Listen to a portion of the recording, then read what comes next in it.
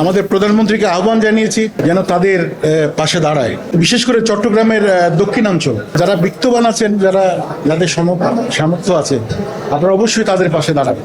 সম্প্রতি আপনারা জানেন যে চট্টগ্রাম পানির তলে যেসব এলাকা, সেখানে আমার নিজের জন্মভূমি যেটা বাঁশখালী, সাতকানিয়া, চকরিয়া, মহেশখালী, একদম পানিবন্দী মানুষ খুব খারাপ অবস্থায় আছেন। এটা একদম আল্লাহ চাইলে তাদের বাঁচাতে পারেন। অনেকের ঘর ভেঙে গেছে, এখনো পানিবন্দী আছেন। গরু ছাগল থেকে শুরু করে মানুষ অনেকেই পানিতে ঘুমাচ্ছে, গরুটাকে বাসায় রেখেছে, কারণ ওই গরুটাই তাদের শেষ সম্বল। তাদের আমি মনে করি যে আমি একটা গানও গেয়েছি, স্যান্ডেলিনা সো, রূপচর্চায় আভিজাত্য। আমাদের প্রধানমন্ত্রীকে আহ্বান জানিয়েছি যেন তাদের পাশে দাঁড়ায়, বিশেষ করে চট্টগ্রামের দক্ষিণাঞ্চল খুবই খারাপ অবস্থা। পাহাড় ধসে অনেকেই মারা গেছেন। এরকম একজন বৃদ্ধ বলেছেন, ওনার বয়স 70, এরকম পানি নাকি উনি দেখেননি। এটা তো গড নোস, আল্লাহ ছাড়া, উপরওয়ালা ছাড়া, বিধাতা ছাড়া কেউ সহায় হতে পারবেন না। আমাদের প্রধানমন্ত্রী হতে দাঁড়াবেন, অনেকেই দাঁড়াচ্ছেন তাদের পাশে।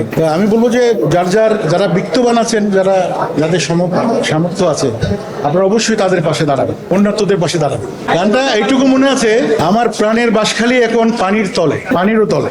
সুরটা গাইতে পারছি না আমি, আমার পুরো মনে নেই। এটা ইনস্ট্যান্ট আমি স্টুডিওতে লিখে গান গেয়ে অলরেডি এটা অনলাইনে আছে। আরেকটি গান করেছি আমি সাতকানিয়া, বাঁশখালী, চকরিয়া, মহেশখালী, এই চারটা ইউনিয়ন নিয়ে, আমি ইউনিয়ন না মানে উপজেলা নিয়ে গিয়েছি।